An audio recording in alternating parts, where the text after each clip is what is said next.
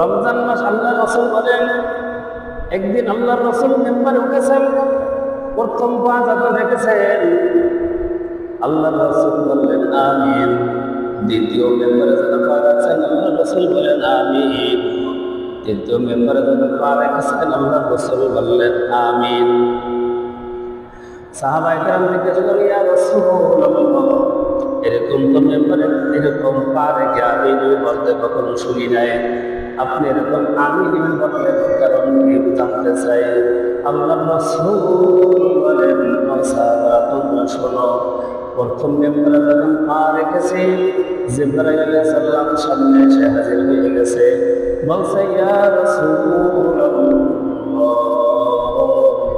যে ব্যক্তি রমজান মাস পেয়েও গুনাহ মাফ করে দিতে পারলো না সেই ব্যক্তি ধ্বংস হইয়া যাক।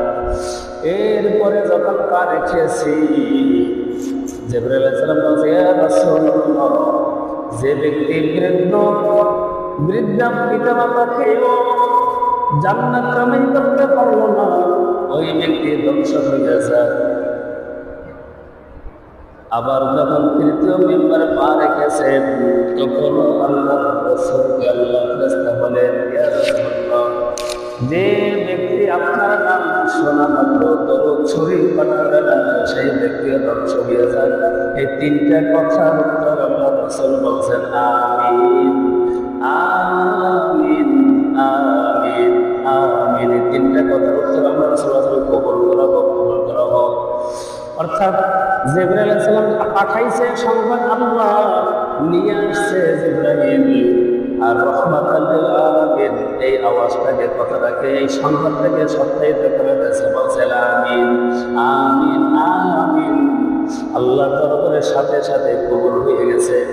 এই জন্য আমরা রমজান মাসে বারবার আমি বলা সত্ত্বেও হয়তো অনেকে রোজা রাখেন নাই, কিন্তু এই ঈদের দিনেও একটি সুবর্ণ সুযোগ আছে। আল্লাহ রাসূল বলেন, পাহাড় সমান গুনাহ নিয়ে যদি ঈদের দিন ঈদের ময়দানে যায়, ঈদগাহে যায়, আল্লাহ রাসূল বলেন এরকম মোড়ে মোড়ে ফেরেশতা দাঁড়িয়ে সালাম দেয় বান্দাকে সালাম দেয় আর গুনাহ মাফের জন্য দোয়া করে, গুনাহ মাফের জন্য বান্দাকে আল্লাহ রাসূল বলেন, ব্যক্তি যখন মসজিদে চলে আসে বা ঈদগাহে ছুটে আসে, বান্দা যতভাবে গুনাহ নিয়ে আসো, যখন ঈদগাহে নামাজ পড়ার পরে দুইজনের কবরে শরীক মিল মহব্বত করে যখন মুআনাকা করবে, এরপরে আল্লাহ রাসূল বলেন বাড়ি ফেরার আগ পর্যন্ত আল্লাহ তাআলা ওই বান্দাকে মাফ করিয়া নিষ্পাপ শিশুর মতো নিষ্পাপ করে দেয়। তাই নিষ্পাপ শিশুর মতো করে দেয়। আমি একটা জিনিস বলতে চাই, সেটা হলো বান্দার দিকে আল্লাহ তাআলা তাকিয়ে থাকে, বান্দার অন্তরটা শক্ত, অন্তরটাকে, অহংকারকে, হিংসাকে, তাকাব্বুরিকে ভেঙে চুরমার করে আল্লাহ পাকের কুদরতে হাতে সবল করা, এইটাই বান্দার কাজ, এটাই বান্দার কাজ।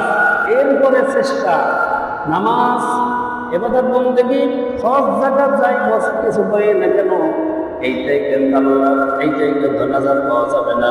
কিন্তু এই হজ যদি আল্লাহর সন্তুষ্টের জন্য হয়, এই নামাজ যদি সন্তুষ্টের জন্য হয়, এই নামাজ পড়া আল্লাহ পাকের দরবারে আল্লাহর নৈকট্যের জন্য চেষ্টা, হজ করা আল্লাহ পাকে পাওয়ার জন্য আল্লাহ বান্দার চেষ্টা, এরকম যাকাত দেওয়া আল্লাহ পাককে সন্তুষ্ট করার জন্য পাওয়ার জন্য বান্দার চেষ্টা, এরকম ভাবে চেষ্টা করতে থাকে। আল্লাহ বলেন বান্দা চেষ্টা কর, তোমার চেষ্টা যেদিন শেষ হয়ে যাবে আমার আল্লাহ পাকের রহমত পরিপূর্ণ তোমার জন্য নিয়োজিত হয়ে যাবে। আর যেদিন তোমার প্রাণ মুখে চলে যাবে, তোমাকে কবরে এমন ভাবে শোয়ানো হবে, হাসরের ময়দানে শুরু হওয়ার পর্যন্ত তোমাকে কেউ ডিস্টার্ব করবে না। এই আল্লাহ পাক রব্বুল আলামিন যে এই যে রমজান মাসে গরিব দুঃখীর কষ্ট বোঝা, এতিমদের কষ্ট বোঝা, আল্লাহ তাআলা বলে ফাআম্মাল ইয়াতীমা ফালা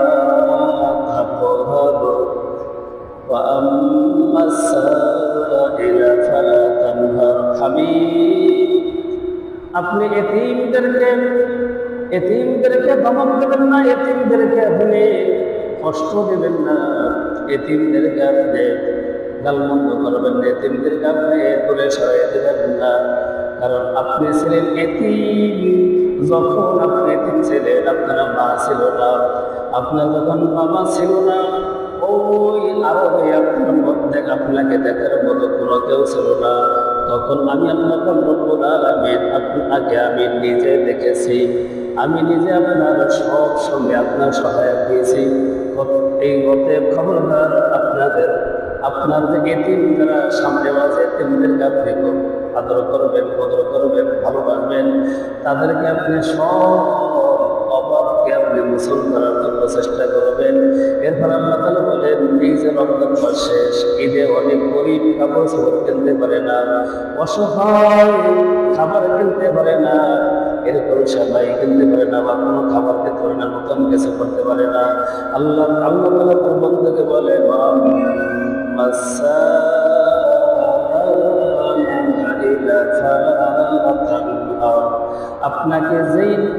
আপনাকে যেই পরিমাণ শক্তিশালী করেছে, আপনি এতিমদের, মিসকিনদের অর্থাৎ গরিবদের সহায়ক হয়ে যান, তাদের কাছে যান, তাদের কি সুবিধা সবগুলো আপনি দেখেন।